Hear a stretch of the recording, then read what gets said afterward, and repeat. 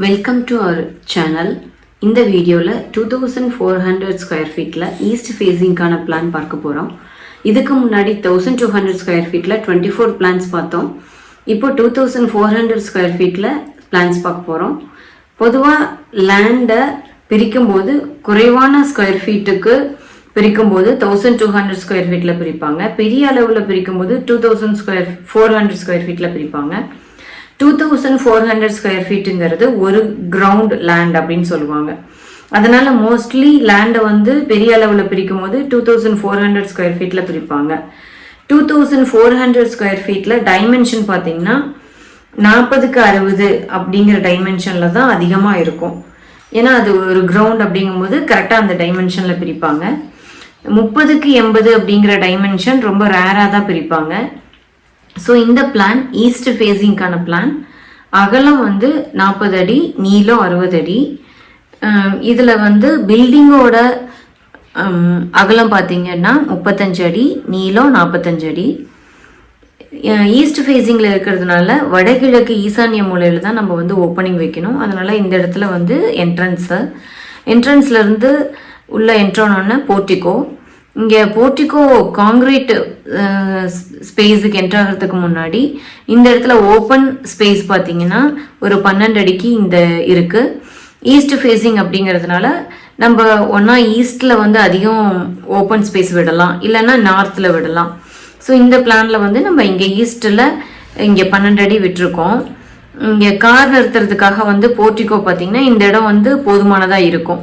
நம்ம இப்படி கொண்டு வந்து இந்த சைடில் நிறுத்தும் போது இங்கே கரெக்டாக நம்ம வந்து ஈசானிய மூலையில் வந்து பெர்மனண்ட்டாக கார் நிறுத்தி வைக்கக்கூடாது. அதனால் நம்ம வந்து இந்த கார்னரில் கொண்டு போய் நம்ம நிறுத்துறதுக்கு கரெக்டாக இருக்கும்.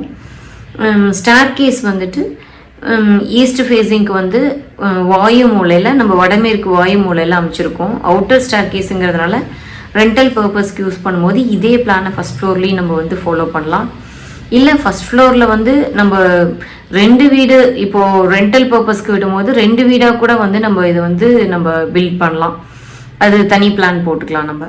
ஸோ இங்கே வந்து வடமேற்கு மூலையில் வைக்கிறது நல்லது. ஆக்சுவலாக வந்து சில பேர் வந்து நம்ம தென்கிழக்கு அக்னி மூலையில் ஸ்டார் கேஸ் வைப்பாங்க.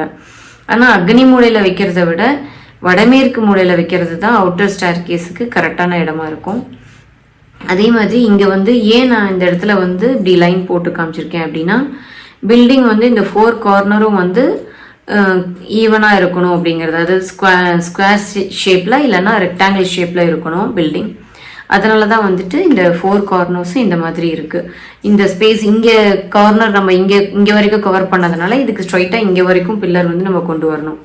அதனால் அப்புறம் ஒரு பில்லர் வந்து வைக்கக்கூடாது அப்படிங்கிறனால இந்த சைடு வந்து 2 பில்லர் நம்ம தனியாக இருக்கிற மாதிரி இந்த இடத்துல நம்ம வந்து ஷேட் பண்ணி காமிச்சிருக்கு. ஸோ அந்த போர்ட்டிகோ வழியாக என்ட்ரானோன்னா லிவிங் ரூம் நல்ல ஸ்பேசியஸாக இருக்குது. லிவிங் ரூமோட லெஃப்ட் சைடில் டைனிங்கில் இருந்து தென்கிழக்கு அக்னி மூலையில் கிச்சன் இருக்குது. ஸோ இந்த டைனிங்க்கு அப்புறம் இங்கே ஒரு ஸ்டோர் ரூம் அமைச்சிருக்கோம். இங்கே வந்து ஒரு பேசேஜ் மாதிரி இருக்குது. இந்த பேசேஜ் வழியாக நம்ம மாஸ்டர் பெட்ரூம் வச்சுருக்கோம்.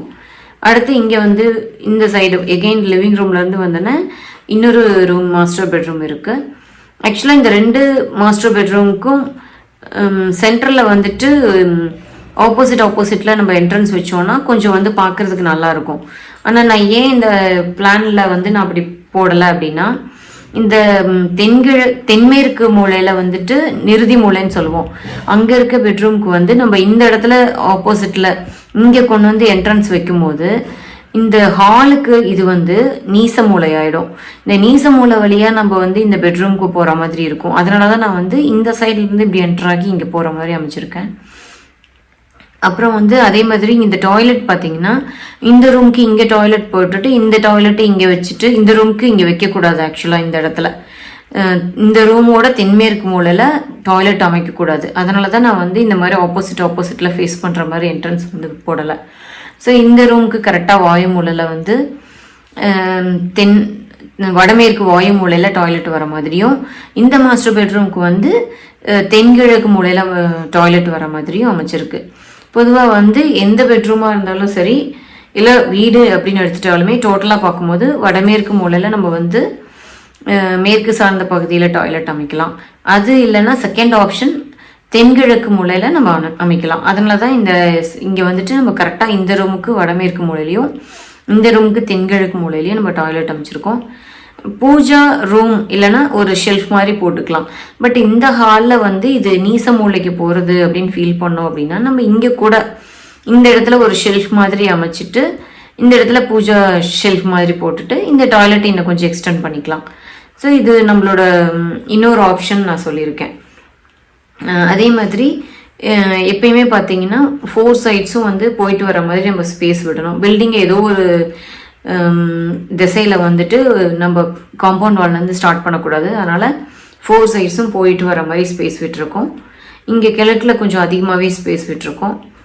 அதுக்கப்புறம் பார்த்தீங்க அப்படின்னா இந்த ஓப்பனிங் விண்டோஸ் ஓப்பனிங் பார்த்தீங்கன்னா இங்கேருந்து ஸ்டார்ட் பண்ணோன்னா இங்கே வரைக்கும் ஸ்ட்ரைட்டாக இருக்கும். இங்கேயும் வந்து நான் இங்கே பூஜா யூனிட் போட்டதுனால இந்த சூரிய ஒளி படுறதுக்காக இங்கே விண்டோ போட்டிருக்கேன். சப்போஸ் இந்த இடத்துல நம்ம சேஞ்ச் பண்ணிங்கன்னா ஸ்ட்ரைட்டாக இங்கே ஒரு நம்ம சின்ன விண்டோ போட்டுக்கலாம். இது வந்து அட்டாச்சு விண்டோ, ஃப்ரெஞ்ச் விண்டோ மாதிரி நம்ம இங்கே போட்டிருக்கோம். அதே மாதிரி இங்கே ஓப்பனிங் பார்த்தீங்கன்னா இங்கேருந்து அங்கே வரைக்கும் நமக்கு ஒரு திசையிலேருந்து இன்னொரு திசையில் காற்று வந்து போகிற மாதிரி நம்ம விண்டோ ஓப்பனிங் அமைச்சிருக்கோம். ஸோ எப்பயுமே வந்து பூஜா ஷெல்ஃபுக்கு மட்டும் நம்ம வந்து சூரிய ஒளி படுற மாதிரி கரெக்டாக அமைக்கணும். அதே மாதிரி விண்டோஸ் எல்லாம் வந்து பார்த்திங்கன்னா ஸ்ட்ரைட்டாக இருக்க மாதிரி நம்ம அமைக்கணும். அப்புறம் டோரு விண்டோஸ் எல்லாமே வந்து நீச மூலைக்கு போகாமல் உச்ச மூலையில் இருக்கிற மாதிரி அமைக்கிறது கரெக்டாக இருக்கும். ஸோ இந்த வீடியோ உங்களுக்கு யூஸ்ஃபுல்லாக இருந்திருக்கும்னு நினைக்கிறேன். இந்த வீடியோ உங்களுக்கு பிடிச்சிருந்தா லைக் பண்ணுங்கள், ஷேர் பண்ணுங்கள், கமெண்ட் பண்ணுங்கள். தேங்க்யூ.